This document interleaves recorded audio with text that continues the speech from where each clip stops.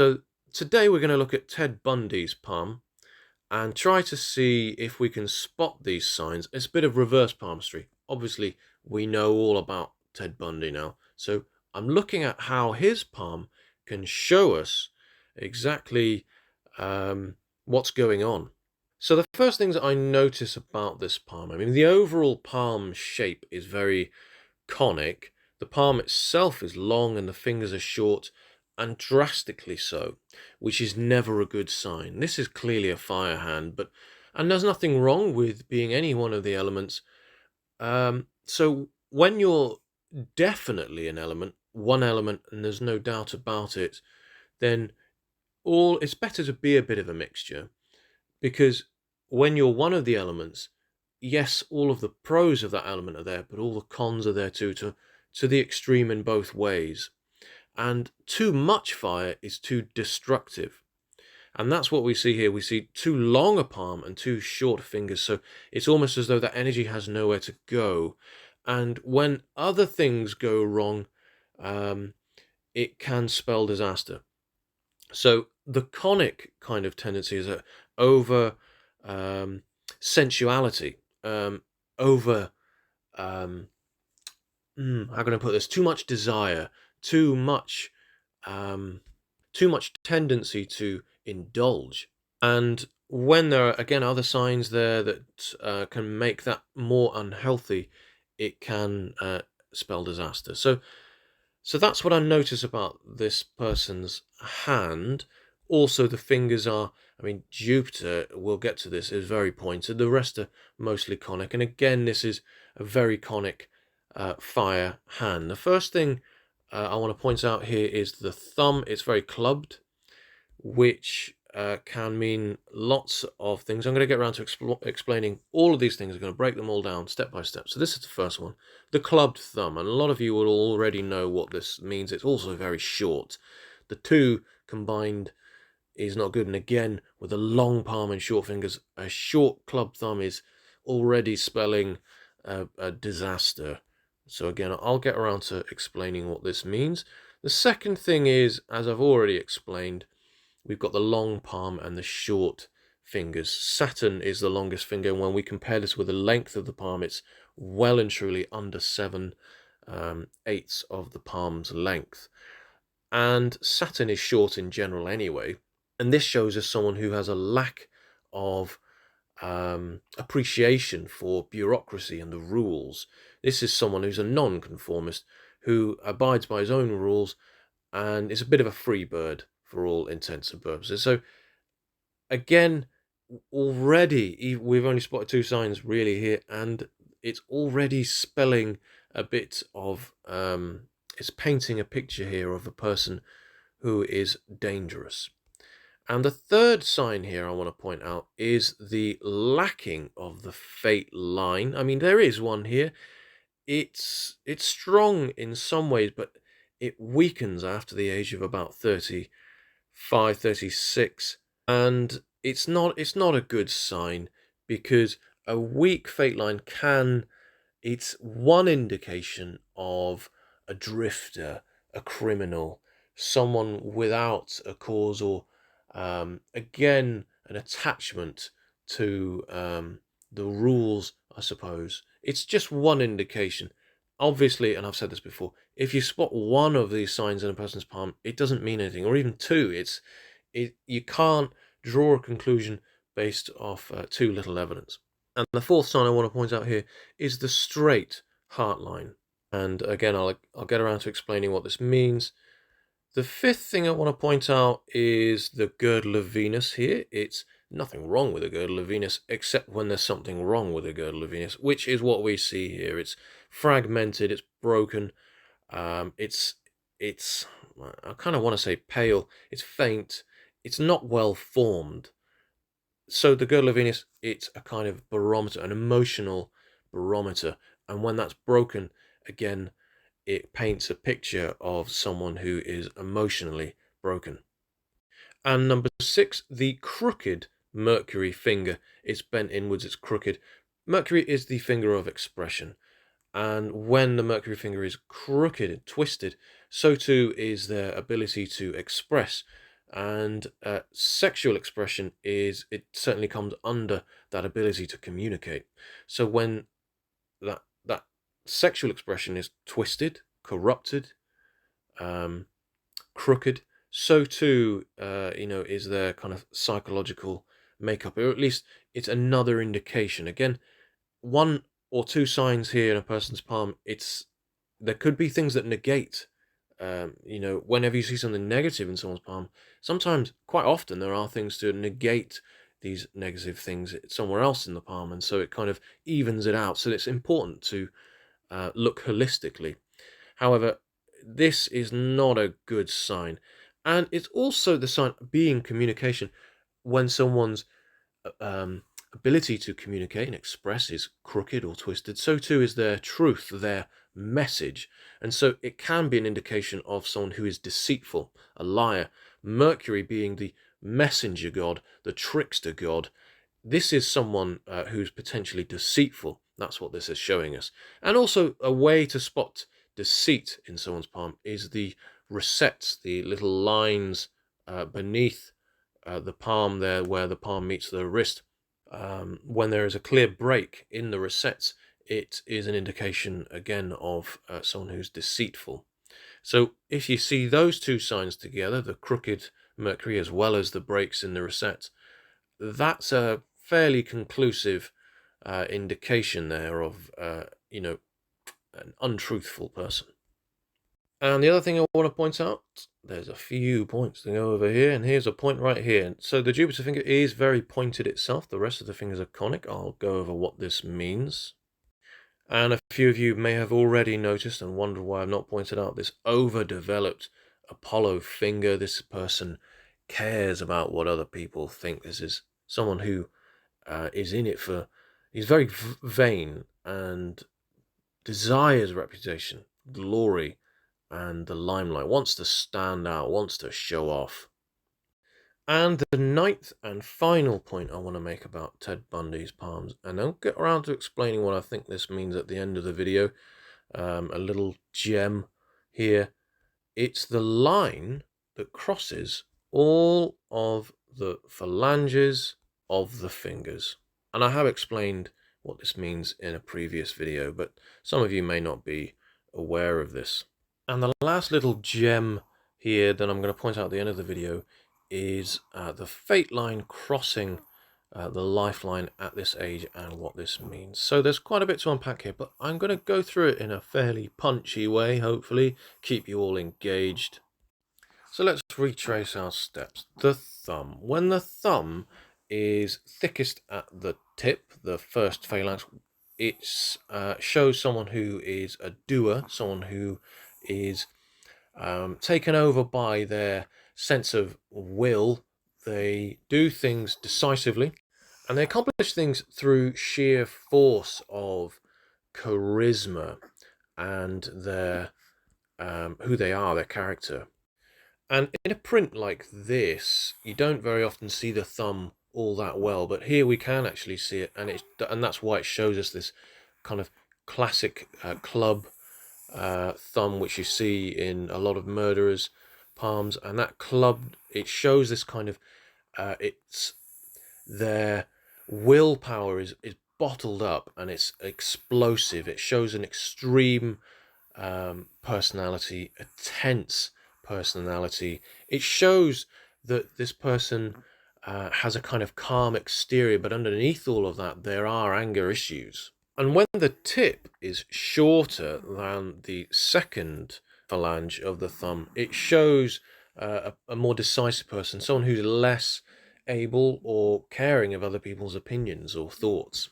The thumb shows us our diplomacy skills, our reasoning with ourself, our willpower, our forcefulness, and our strength of character. The thumb shows how we show ourselves off to the world. And so this is an overdeveloped willpower in comparison to the logic. Logic here, the ideas of this person are out of balance with their desire, well, with their willpower, sorry. So overall, the thumb shows us I will, I can, and I desire. And the thumb in palmistry shows us our ability to master our self-control and our animalistic tendencies. And here we see a lacking of that with this overdeveloped willpower, and this person's ideas or their logic is underdeveloped. So there's a lacking here of a connection between the drive and what's rational, and an overdevelopment of how we impose our ideas and our will on others, and how we manipulate the world around us physically. So that's what's happening here. It shows a bit of a dangerous and explosive temperament. And if we could see the nail of the thumb, we'd probably see that it's short and wide. And it's likely that some of these personality and characteristic traits have been inherited. And that's I think is a theory with psychopathic or sociopathic tendencies. And so this clubbed thumb is a sign of the beast within, and it's an emotional pressure cooker, really, is what it is. It's a pressure cooker. And often people with this are easily frustrated. They dislike small talk, and they're perfectionists as well. And again, this one sign alone, this clubbed thumb, is not a sign of a murderer, as is commonly referred to in sort of medieval palmistry, which still amazingly people plagiarize from these ancient texts, basically, and as though that it's truth today. I'm still amazed that some of the books I read today, this is not an indication of a murder. It's one indication, it's one sign, and you can never diagnose from one sign or symptom alone. I'm spending a bit of time here on the thumb, but it doesn't get addressed enough. The clubbed thumb can also show a need to attention seek, and it stems from issues generally inherited also, but sometimes things that have occurred during childhood. And there was a palmist, a hand analysis called Andrew Fitzherbert, who addressed this and said that people with the clubbed thumb need to find ways to express the build-up of tension that they experience in order to alleviate and negate the kind of negative outcome that will occur if they don't. And often people with the clubbed thumbs, they will have these fits of anxiety, panic attacks, emotional outbursts. And so it's not all about how we affect others and impose our will on others and physically manipulate the world around us and or others. Sometimes we take it out on ourselves. And the second point that I wanted to make out about this palm is the length of their palm in conjunction with the overall length of the fingers. And I've already sort of made this point, really. It's just a quick one about how this person's energies aren't their physical and mental energies, their efforts, all this tension that I've mentioned already to do with the thumb has no viable outlet.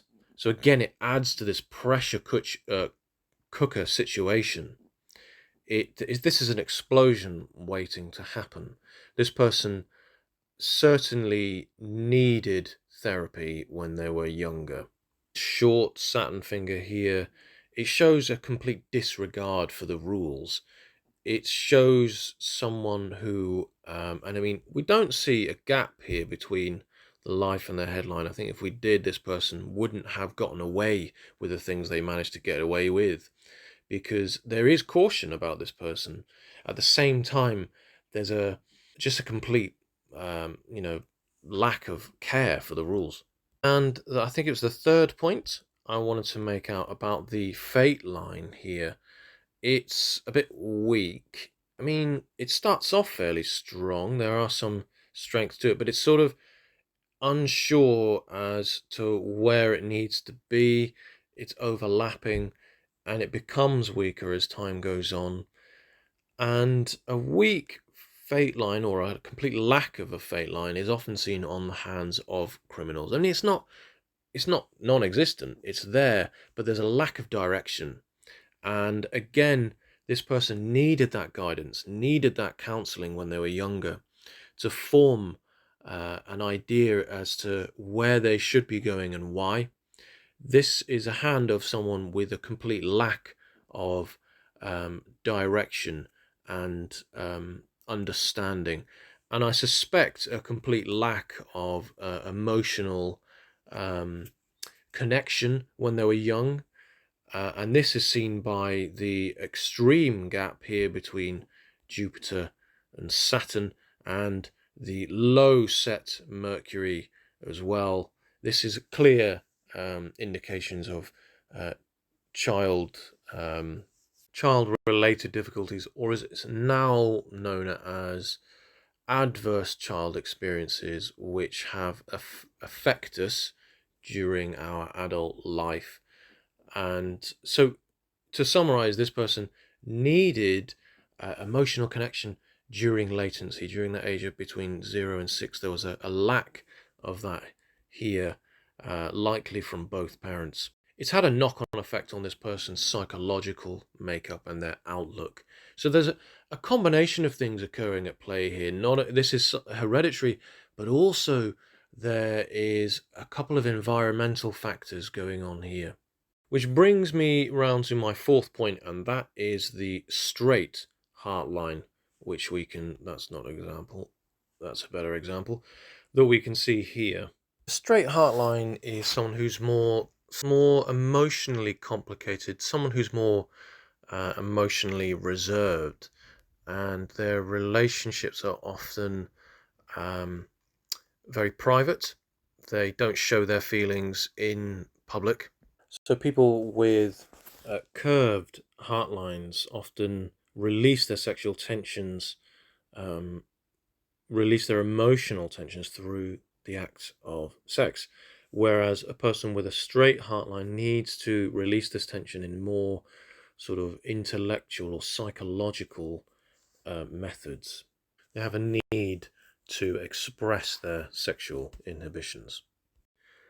And sometimes people with straight heart lines can have more of a tendency to manipulate relationships with emotionally, use emotional blackmail. And people with straight heart lines, when they express their anger, they often suffer in silence and bottle things up. And again, this adds towards this pressure cooker.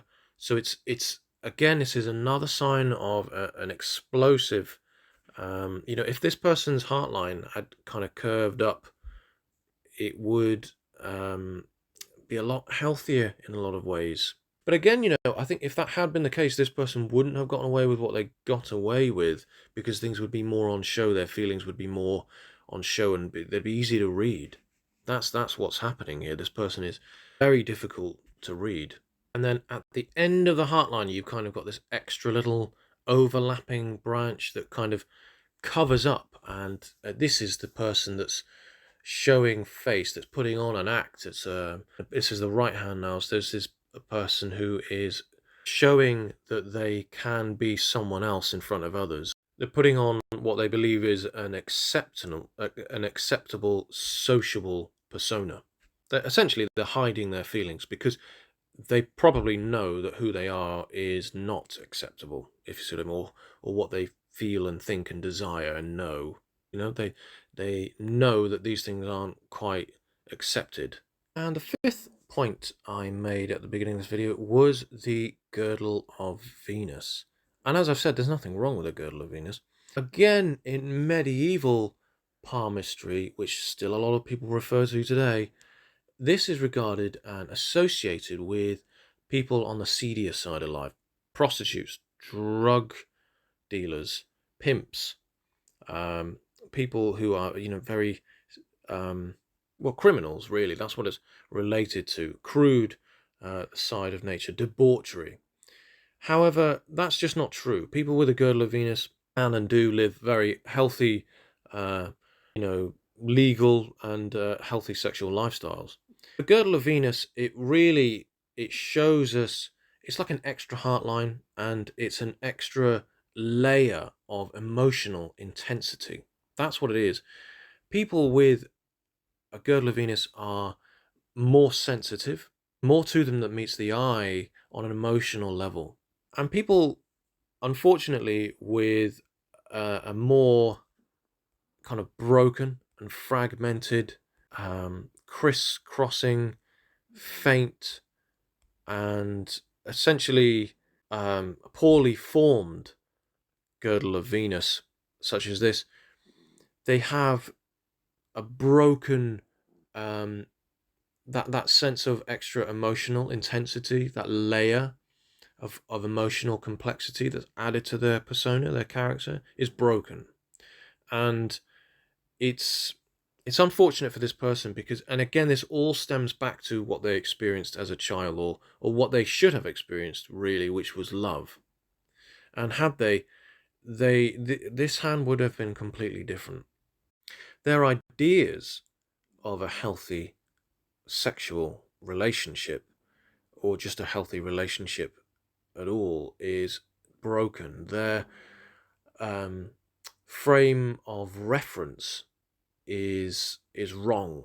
And what this girdle of Venus also supplies us with is this, an emotional intuition, and it allows us to understand other people's feelings and kind of pick up on these telltale signs, body language. We can kind of read the room a little bit better with a girdle of Venus, even if it's broken like this. And it's not a good thing when it is broken, because it shows us that there's that emotional sense of right and wrong isn't quite there. That makeup isn't quite fully formed, and so it can be used for bad things. And also on this note here, now notice this sympathy or intuition line, and it rises up and it crosses the heart line. It crosses this secondary heart line here, which is this person putting on a face, a persona, to manipulate, essentially, to disguise who they really are. And so this combination here is a clear sign of manipulation. So this, actually, I've missed this one out. This is a clear sign of a sociopath in palmistry. So that's interesting. And combined with this girdle of Venus, it really does show the potential here for emotional and psychological blackmail and manipulation. And something else I neglected to discover, really, or point out, was this wide space between the head and the heart line here. And this shows an unconventional approach to relationships. And I think that's a very diplomatic way of putting Ted Bundy's relationships. Highly unconventional. It shows there's a kind of a very radical way of thinking about their relationships. And this girdle of Venus, again, I mean, I'm coming back to it now again, it does show a kind of craving for excitement, and a need to satiate this emotional layer to this person's character. You know, when we have a girdle of Venus, there is a desire here, a need to fill this void, and often people do it with, you know, romance novellas, or even just seeing the world, experiencing things. So yes, through sex, but also just through experiences, through socialization, through excitement. Adrenaline junkies often have a girdle of Venus. You know, so it's complex. It adds an extra complexity to the emotional makeup of a person. And actually, on that note, that kind of emotion, this person is an adrenaline junkie. There's no doubt about it. But at the same time, there is caution here. So it's as though this person seeks thrills, but in private, which is also suggested by this straight heart line. This is a person who seeks emotional thrills, but in the privacy of whatever crevice they decide to reside in. Ted Bundy was a highly sexed person, but in a very unhealthy way. And that's what is being shown here. Now, number 6 is the crooked Mercury finger. It leans in, it points towards Apollo. And as I've stated, Apollo is overdeveloped. The Mercury finger is the finger of communication and expression. And it's a well-developed tip of Mercury. I mean, it's not incredibly well developed. I mean, partly it's just this print, I think, but you can see that it's better developed than the rest of the phalanges of Mercury, and it's a little bit long. It's kind of even. This is a person who's very well gifted in persuading others, and that's what this well-developed tip shows. But also the fact that it's twisted in like this a little bit, it's crooked, shows that they're persuasive in a crooked sense. They are deceitful potentially, and the leaning in towards Apollo, and with Apollo being so well developed, shows again this persuasive attitude that's leaning towards uh, the naturally beautiful. But when we have communication expression that's leaning towards this, that's a bit crooked, it's showing this again, this oversexed nature expressed through persuasion, perversion, deviancy, manipulation. And unfortunately, um, the women in his life will suffer as a result, or did, rather, unfortunately. Here's a little intriguing thought. The tip of Jupiter is our. What does this represent? It represents spirituality, it represents leadership, idealism, religious beliefs, ego as well. And when this is pointed, it's a very intuitive, and it's almost as though the ideas this person has come to them through sort of some divine inspiration. They excel in ideas and talk, and unfortunately, when they kind of act with this, act on their inspired thoughts just so intuitively, and jump to their desires when their will is out of control, this can again spell a little bit of disaster. And the eighth point I wanted to make was about this overdeveloped Apollo, overdeveloped tip of Apollo. And I've kind of covered this already. This is an over appreciation for things beautiful. He's overcome with his need to satiate this desire, and no matter what this person does, there won't be any satisfying this unhealthy sexual craving. It's as though this person doesn't know what it is that they know how to satiate their sexual hunger, but it's more than that. There's something else about this person, their need to fulfill their senses. It's like they're pursuing a course completely unhealthily because of all the other signs that we've seen here. Now, I'm not just making this assessment based on this one thing alone. There's nothing wrong with having an overdeveloped Apollo, but with all the other signs that we've seen here, this is what I'm kind of drawing from. So it's very unfortunate, again, for the people in this person's life. Now, as promised, I said I would get to the bottom of what this means. These lines that travel through the second phalanges of all the fingers. Now, I've seen this in someone else's palm, and I've done a reading on them. And what I believe this means is that, so the second phalanx of the fingers represents the mind. Mind, body, and soul. The palm itself does a similar thing: mind, body, and soul. And so with that, this being the right hand, and it's like, I'm guessing this is also on his left hand as well. I don't have that, but I think it is, because I think I know what this is. It's a permanent scar on this person's body, on their head, and it could be even their throat. It could be something to do with their nose, their eyes, their mouth, their ears, their skull. And that's what I think this is. I think this is cranial deformation. I think this person, forceps were used on their skull during birth, And it could be that this had an effect on them, and it could be partly a reason as to why they became the person that they were. I don't know, but I'm quite certain that this person had a scar on their head somewhere from this. So that's what I believe this is. I believe this person had forceps used on them.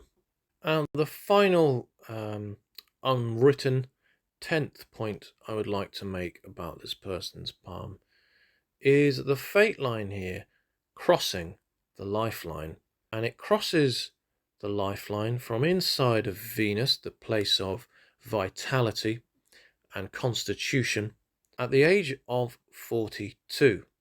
It's kind of unusual for a fate line to do this, and for me, this means, well, it's just a theory, and some of you might not agree with this, and that's fine. I'm not completely convinced myself, but I think because of the palms say, if you continue down the road you're going, this is what'll happen. And so this is what his palm was saying at the time this print was taken. It's etched into his palm at this age in his life. I'm not sure what age he was when this print was taken, but it shows here at the age of roughly 42, the fate line crossing the lifeline and crossing into a secondary fate line. So this second path that Ted Bundy chose to take directly comes into contact with this kind of looks like, I mean, I'm not going to say predestined actually, because this person made their choices and as a result met his end. But it does look like, the fate crossing the lifeline like this is an indication of, crashing into the secondary route this person took. It looks like as though karma catches up with him at the age of 42. The fate line crashes through the lifeline and is directly linked to the path he chose to take. And at 42, Ted Bundy was obviously executed. So there we have it. This video was no way meant to glorify the deviant deeds this man carried out and the heinous acts, on his victims. It's just, I wanted to kind of point out how palmistry can show the signs of sociopathic and psychopathic tendencies. And I feel like I have managed to do that, actually. I'm quite happy with this video in that respect. So I hope you've learned a few things here. I know I have. And let me know what your thoughts are on my analysis here and things that you've picked up on. And I'm interested to know what you think. So drop a few in the comments and please like and subscribe. And I'll see you next week for a video on who I'm not sure I'm going to do next. So drop me a suggestion there as well. Thanks for watching. See you next time.